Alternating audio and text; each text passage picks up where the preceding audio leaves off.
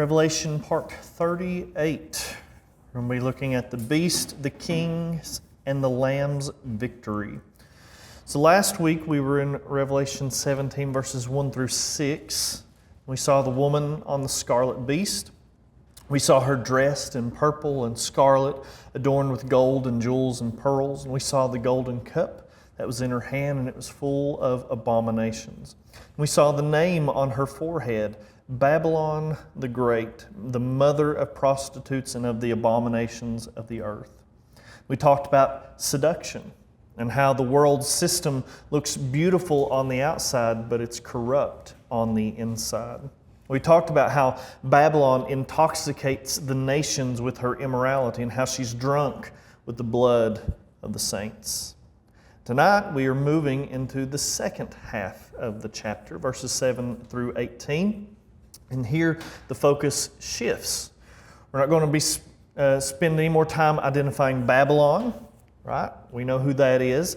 Instead, we're going to focus on what the angel tells John about the beast, the heads, the horns, and the woman's fall.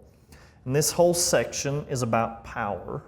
It's political power, military power, the kind of power that looks unstoppable. The kind that makes Christians feel small and afraid. The kind that makes you wonder if faithfulness is even worth it. But this passage also tells us something the world doesn't know. The Lamb wins. The beast is headed for destruction, and God is sovereign over every king, every empire, every power that rises against him. So, let's read the text, starting in verse 7. "Why are you so amazed?" said the angel. "I will tell you the mystery of the woman and of the beast that carries her, which has the 7 heads and 10 horns. The beast that you saw, it was and now is no more, but is about to come up out of the abyss and go to its destruction. And those who dwell on the earth, whose names were not written in the book of life from the foundation of the world, will marvel when they see the beast that was and is not and yet will be. This calls for a mind with wisdom. The 7 heads are 7 mountains on which the woman sits. There are also 7 kings. 5 have fallen, 1 is, and the other has not yet come. But when he does come, he must remain for only a little while. The beast that was and now is not is an 8th king, who belongs to the other 7 and is going into destruction. The 10 horns you saw are 10 kings who have not yet received a kingdom, but will receive 1 hour of authority as kings along with the beast. These kings have one purpose, to yield their power and authority to the beast. They will make war against the Lamb, and the Lamb will triumph over them, because he is the Lord of lords and King of kings. And he will be accompanied by his called and chosen and faithful ones. Then the angel said to me, the waters you saw, where the prostitute was seated, are peoples and multitudes and nations and tongues. And the 10 horns and the beast that you saw will hate the prostitute. They will leave her desolate and naked, and will eat her flesh and burn her with fire. For God has put it into their hearts to carry out his purpose by uniting to give their kingdom to the beast until the words of God are fulfilled.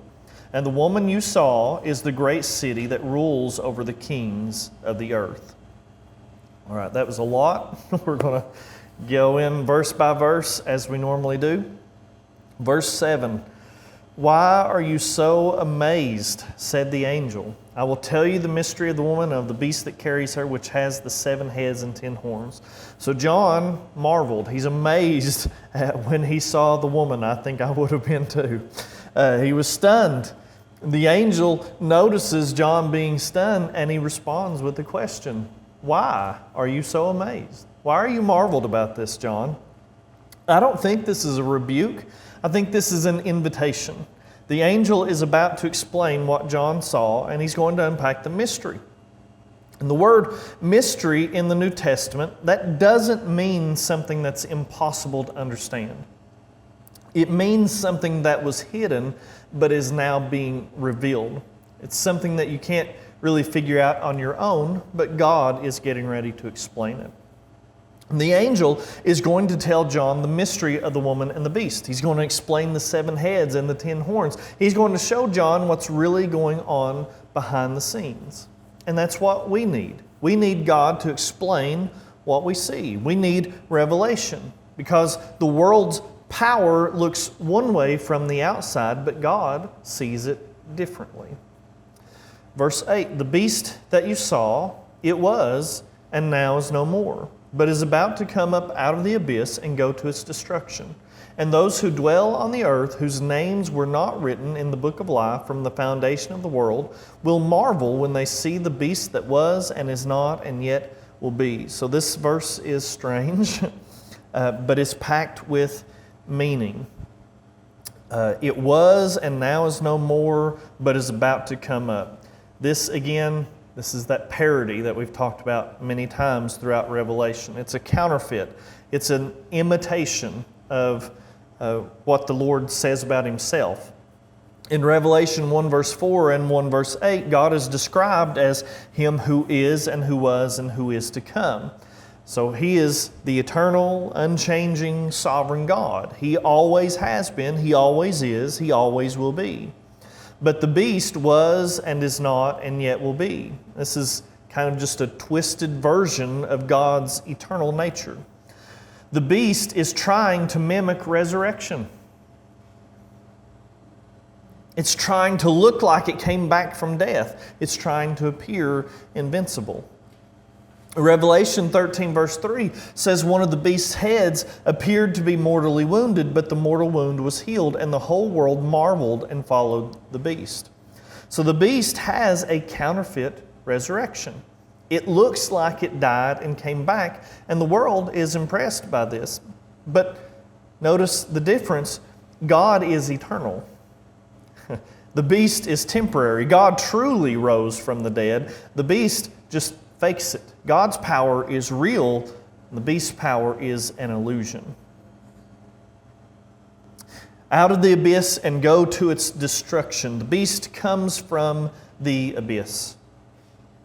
The abyss, it's a place of demonic confinement. It's the pit. It's the realm of evil spirits. Revelation 9 verse 1 through 11 describes demons coming out of the abyss to torment the earth. So the beast's origin is demonic. It's not just a human government or empire. This is energized by the Satan. It's a manifestation of spiritual evil in political and military form. You cannot talk about Revelation without talking about politics. That's just the reality of it. Because Revelation is full of political stuff. And, some people, I get messages about it. Why are you talking about politics? Because Revelation is political. It's just the reality of it. How do you think the beast is going to come into power? Through politics. Sorry.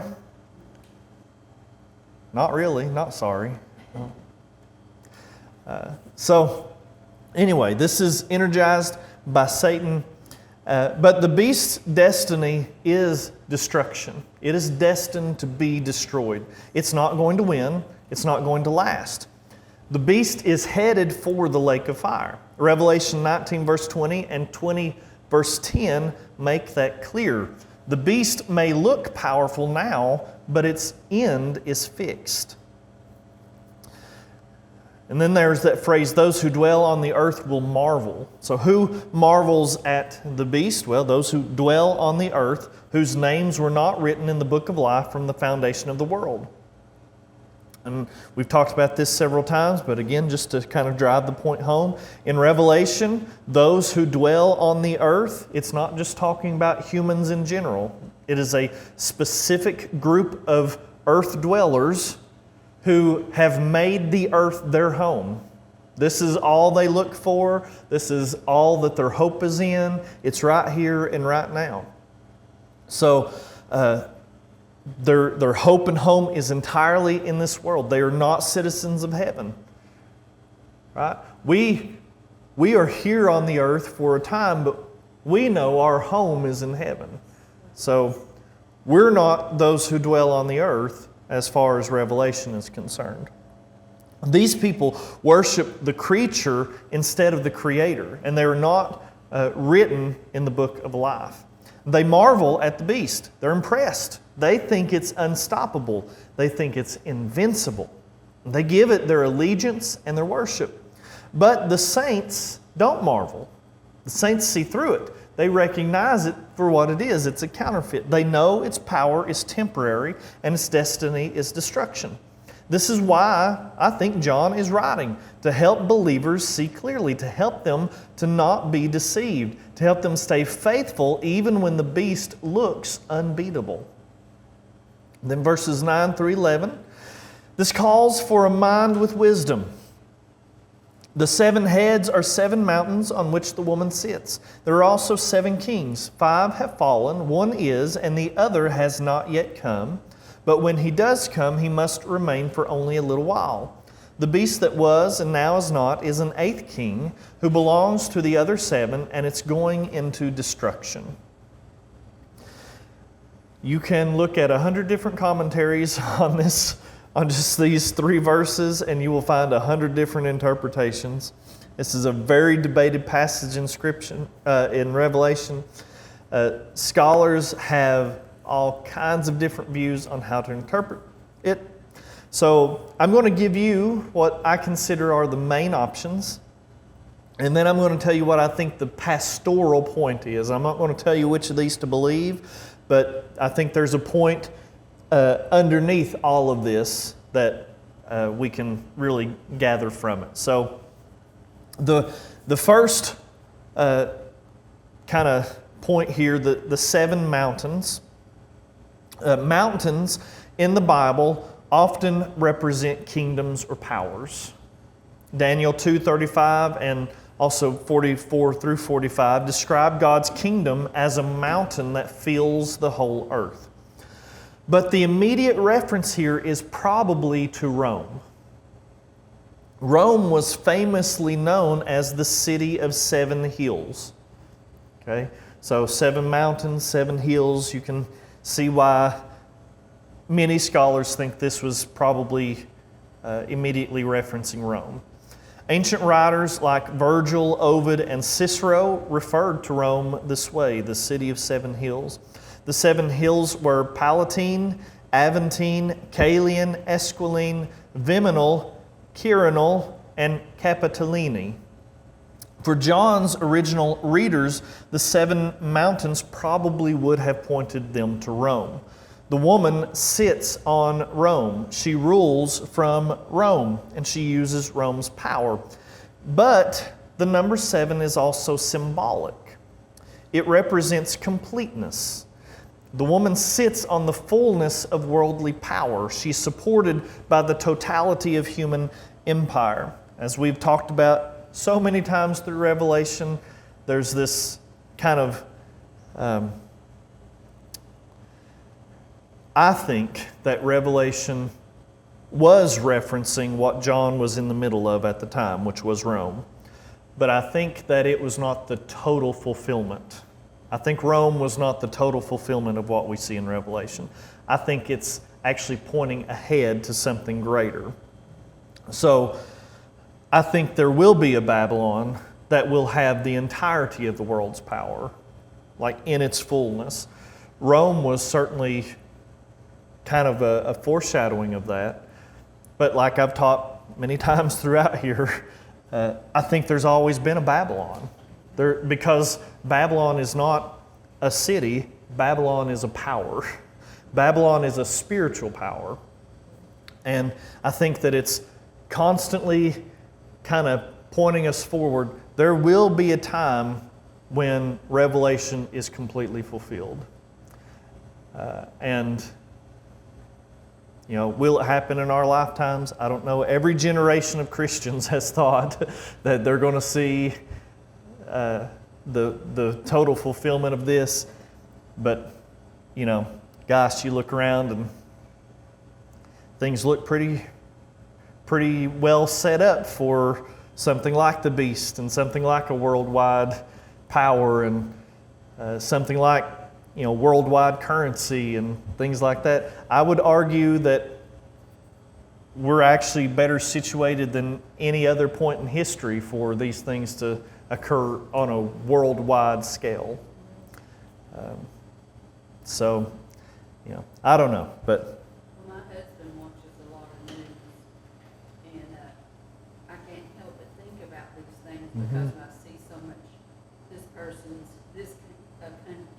country is helping this country, and then we're in war with Israel against Iran, and now Russia's backing them, and different things, and that just makes me wonder, about these things, and I've even told Michael, when they say peace and safety, then sudden destruction. yeah. I think he's really thinking about it, and I know that Satan is pulling him back as hard as he can, but God's still with his heart. Yeah. And but maybe he'll, realize better than that. But you can worry a lot too if you watch too much. Oh, yeah. And I try not to let that bother me because, it's just I'm ready to go, and I know that God hears my prayers, and I know that He answers them, and I try not to worry about my family because I know that, Yeah. Yep. All right, so that was the 7 mountains. Let's talk about the 7 kings. The 7 heads are also 7 kings. 5 have fallen, 1 is, and the other has not yet come. So scholars debate whether this refers to individual Roman emperors or to a sequence of world empires. So option 1 is Roman emperors. Some think the 7 kings are 7 specific Roman emperors. And the problem is figuring out which ones. Do you start with Julius Caesar or Augustus? Do you count emperors who reigned only briefly? If you start with Augustus, which was the first official emperor, the list might look like Augustus, Tiberius, Caligula, Claudius, Nero, Vespasian, and Titus. But there are other ways to count. And different scholars come up with different lists. The challenge is that ancient lists of emperors vary, and short-lived rulers like Galba and Otho and Vitellius during the Civil War of AD 68 and 69 complicate the count. So maybe John, was seeing these Roman emperors. Maybe not. I don't know. The other option is world empires. Others think the 7 kings represent a sequence of world empires that have opposed God's people. And that list could look something like Egypt, and then Assyria, Babylon, Medo-Persia, Greece, Rome, and then a future empire. I think that's, when I look at just commentaries, that seems to be what most people kind of think, that it's world empires. It's a pretty popular belief. Again, I don't know, but that view sees Revelation as looking at the whole sweep of history, not just the Roman period. There's a third option as well. That view says that the 7 kings represent the totality of anti-God empires throughout history. 5 have fallen. That doesn't mean that it's a literal 5. It just means that most of history had already passed when John said that. 1 means that the current power, that would have been Rome in John's day, or whatever empire is oppressing God's people in any given era. And the other has not yet come means that there's a final climactic manifestation of beastly power at the end. And so the number 7 in that view, in the symbolic view, that number 7 would be more about completeness than a literal, 7 kings or 7 empires, but it would just be about completeness. It would be the full cycle of human rebellion that's organized into political power. And then we're told the beast is an eighth king. Verse 11 says, the beast is an eighth king who belongs to the other seven and is going into destruction. The beast is like the culmination. It's the final form. It's the ultimate expression of all the previous beastly powers. It's an eighth, but it belongs to the seven. It's the same spirit, the same system, the same rebellion, but it's just the most intense form of everything. And it's going into destruction. So, I gave you a few options here, but I think there's a point kind of underneath all of this. There's something that the passage is trying to teach us, regardless of whatever option you prefer. One is world empires rise and fall. This has always been true, right? 5 have fallen, one is yet to come. They don't last. They look permanent, but they're not. 2, they all belong to the same pattern. They all oppose God. They all demand worship. They all persecute God's people. They're all part of the beastly system.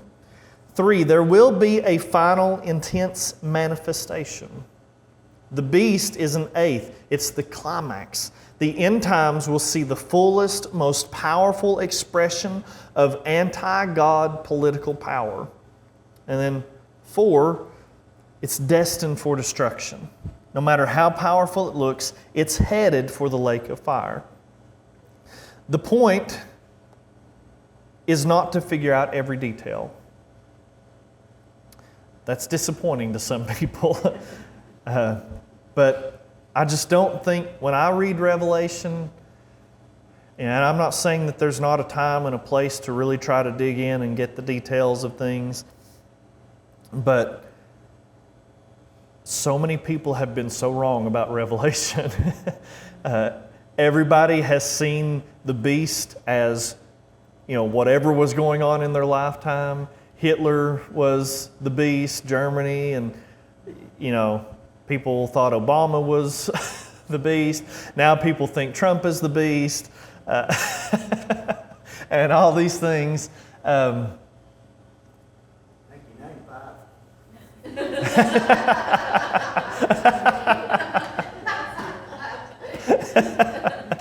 Yeah.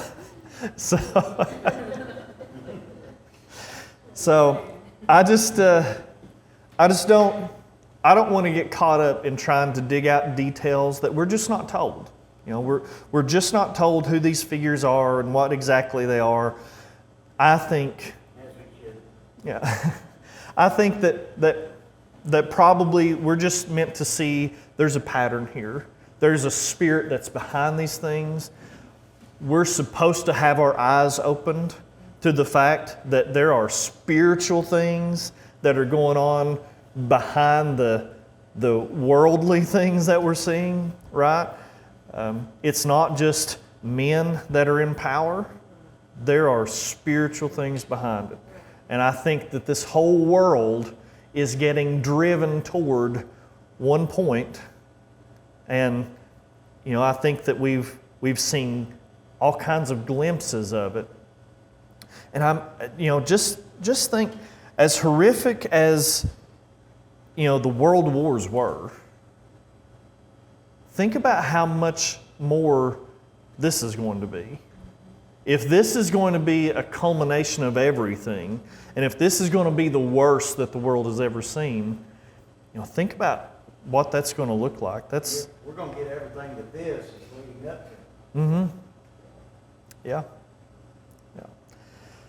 So, anyway, the point, I think, is to recognize the pattern and to trust that God is in control and that every beast ends in judgment. All right, verses 12 through 14. The 10 horns you saw are 10 kings who have not yet received a kingdom, but will receive 1 hour of authority as kings along with the beast. These kings have one purpose: to yield their power and authority to the beast. They will make war against the Lamb, and the Lamb will triumph over them, because he is Lord of lords and King of kings, and he will be accompanied by his called and chosen and faithful ones. All right, so 10 kings who have not yet received a kingdom. The 10 horns represent 10 kings. In Daniel 7, verse 24, the 10 horns on the fourth beast represent 10 kings who arise out of that kingdom. In Revelation, the 10 kings have not yet received a kingdom, but they will receive authority with the beast for 1 hour. 1 hour, again, I think that is symbolic. It's just a brief time. It's a limited period. Their power is real, but it's short-lived. They have one purpose. These 10 kings are united.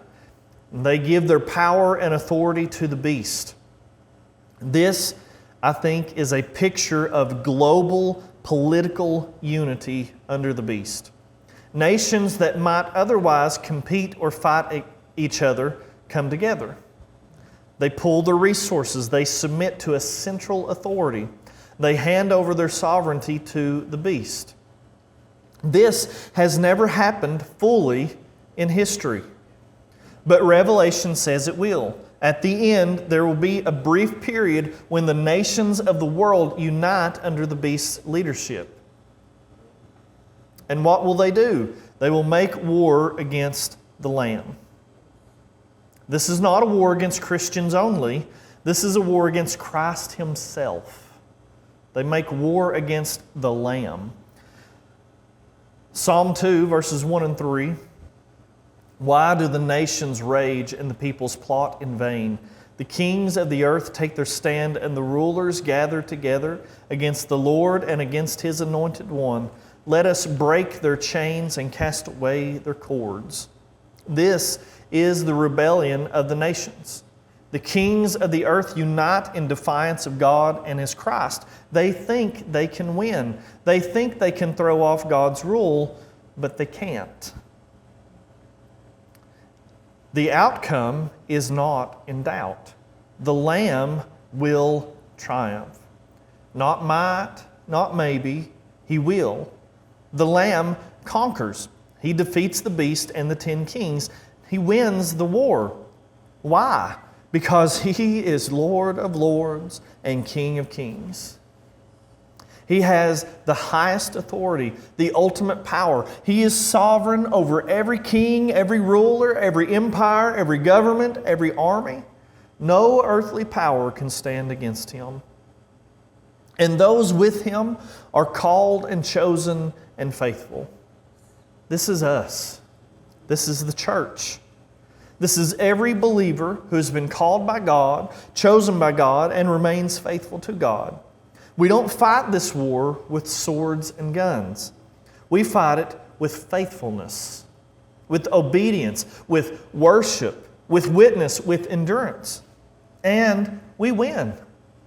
Not because we're strong, but because we're with the Lamb. Verse 14 is the center of this chapter. It's the anchor. It's the truth that holds everything else together. When the world looks unstoppable, remember verse 14, the Lamb will triumph. When persecution is real and faithfulness is costly, remember the Lamb will triumph. When the beast looks invincible, remember the Lamb will triumph. He is Lord of lords and King of kings. And you are called, chosen, and faithful. Verse 15, 16, and 17. Then the angel said to me, the waters you saw where the prostitute was seated are peoples and multitudes and nations and tongues. And the 10 horns and the beast that you saw will hate the prostitute. They will leave her desolate and naked and will eat her flesh and burn her with fire. For God has put it into their hearts to carry out His purpose by uniting to give their kingdom to the beast until the words of God are fulfilled. So back in verse 1, the angel said the prostitute sits on many waters. Now he explains what that means. The waters represent peoples, multitudes, nations, and tongues. So again, this is global. It's universal. The woman's influence reaches everywhere. She sits on top of the nations. She shapes them. She controls them. But that control is not permanent. There's a pretty shocking twist here. The beast and the 10 kings turn on the woman. They hate her. They destroy her. They leave her desolate and naked and will eat her flesh and burn her with fire. That is violent. It's graphic. It's total destruction. The very powers that carried her, that supported her, that partnered with her, now destroy her. Why? Because evil is self-destructive. Evil doesn't just destroy what is good, it eventually destroys itself.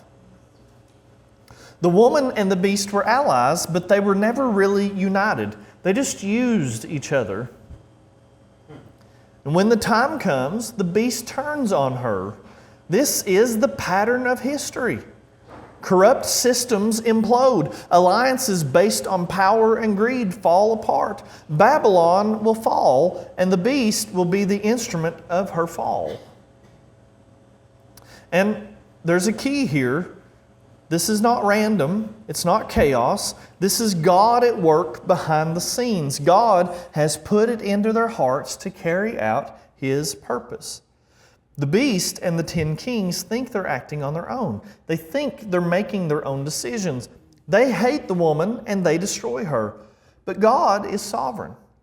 God is working through their hatred and their rebellion, their violence, to accomplish His own purposes. And I think this is one of the most important theological truths in Revelation. God is in control. Even when evil powers act, even when they rebel, even when they do terrible things, God is working through it all to fulfill His word. And that doesn't mean God causes evil. It doesn't mean He approves of it. It doesn't mean the beast and the kings are not responsible for their actions, but it does mean God is sovereign. He's not surprised. He's not scrambling. He's not losing control. He can take the hatred and violence of His enemies and turn it into an instrument of judgment that fulfills His purposes. Until the words of God are fulfilled. So God spoke, He decreed, and it will happen. The words of God will be fulfilled. Babylon will fall. The beast will be destroyed. The Lamb will reign. The woman is identified. Again, the woman you saw is the great city that rules over the kings of the earth. The angel ends with a clear identification. For John's original readers, this again would have pointed to Rome. Rome was the great city. Rome ruled over the kings of the earth. Rome was the center of political, economic, and military power. But Rome is long gone. I had somebody comment on one of my clips here where I was talking about Rome, and they said, "You Protestants always want to talk bad about the Catholic Church." And I'm like, why do you think I'm talking about the Catholic Church? I didn't even mention the Catholic Church. I'm talking about Rome.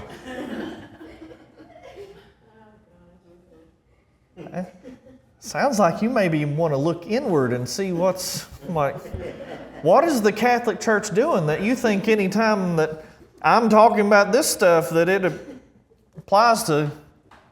Anyway, I'll really get in trouble for saying that. I'm just saying, I didn't mention the Catholic Church. So if you read into the Catholic Church out of this, I don't know. That's on you. I'm talking about Rome.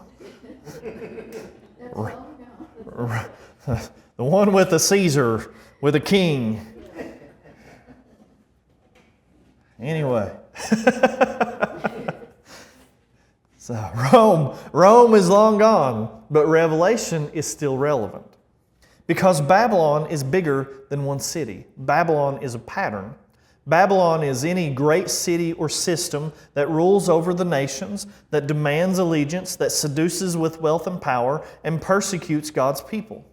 Babylon is the archetype of human civilization organized in rebellion against God, and she will fall. She will fall.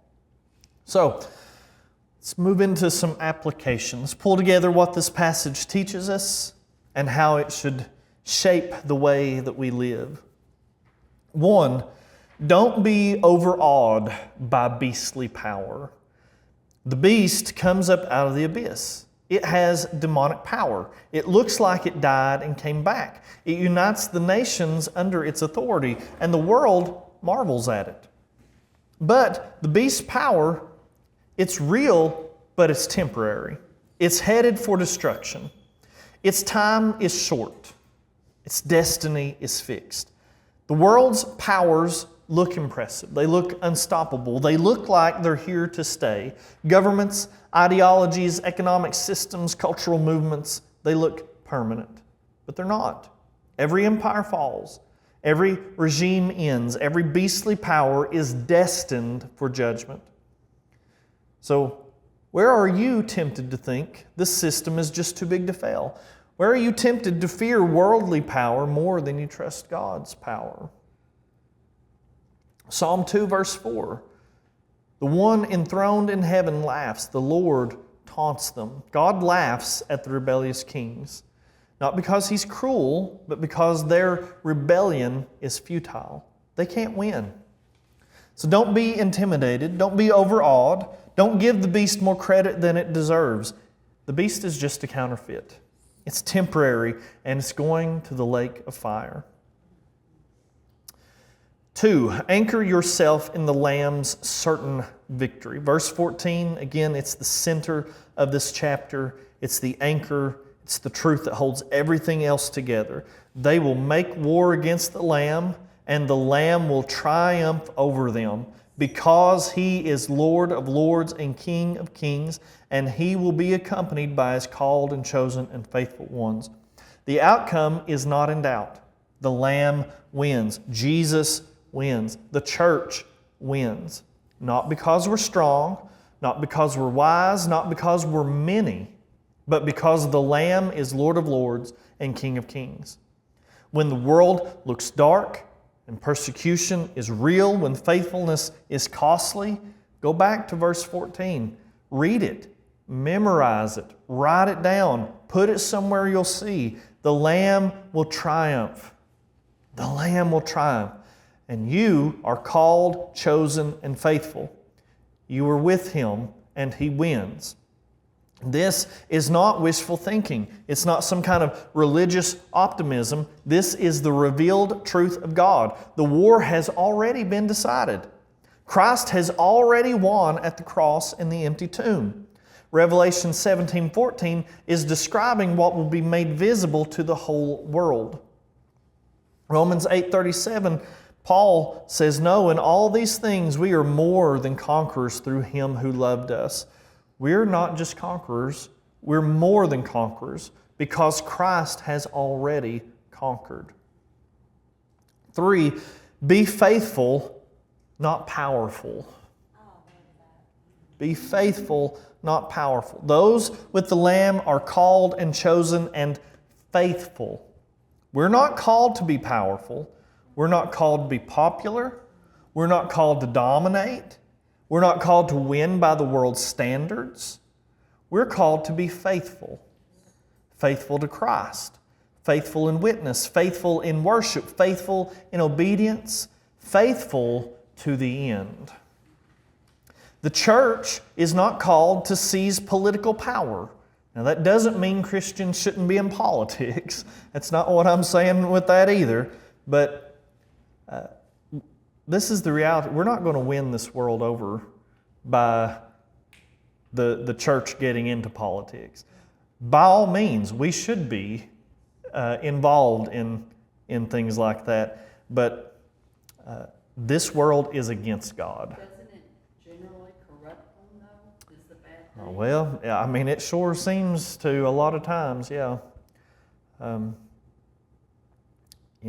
think, there certainly is a time and a place and a way to do it and things like that, but that should not be the point of the church. And that, because we're just not going to win this world over like that. We're not called to fight the beast with the beast's weapons. We're not called to play by Babylon's rules. Jesus said this, John 18:36, "My kingdom is not of this world. If it were, my servants would fight to prevent my arrest by the Jews, but now my kingdom is not of this realm." Our weapon is faithfulness. Our strategy is endurance. Our victory is tied to the Lamb, not to our own strength or cleverness. And this is hard. Faithfulness often looks like weakness. It often means loss. It often means suffering. But Revelation says faithfulness is enough because the Lamb wins and we're with Him. 2 Timothy 2:11-13, Paul says this is a trustworthy saying. If we died with Him, we will also live with Him. If we endure, we will also reign with Him. If we deny Him, He will also deny us. If we are faithless, He remains faithful, for He cannot deny Himself. 4, recognize that evil is self-destructive. The beast and the 10 kings turn on the woman. They hate her. They strip her, devour her flesh, and burn her with fire. The very powers that carried her, that partnered with her, that benefited from her, they now destroy her. Evil is self-destructive. It doesn't just destroy what is good, it eventually destroys itself. Sin promises pleasure but delivers bondage.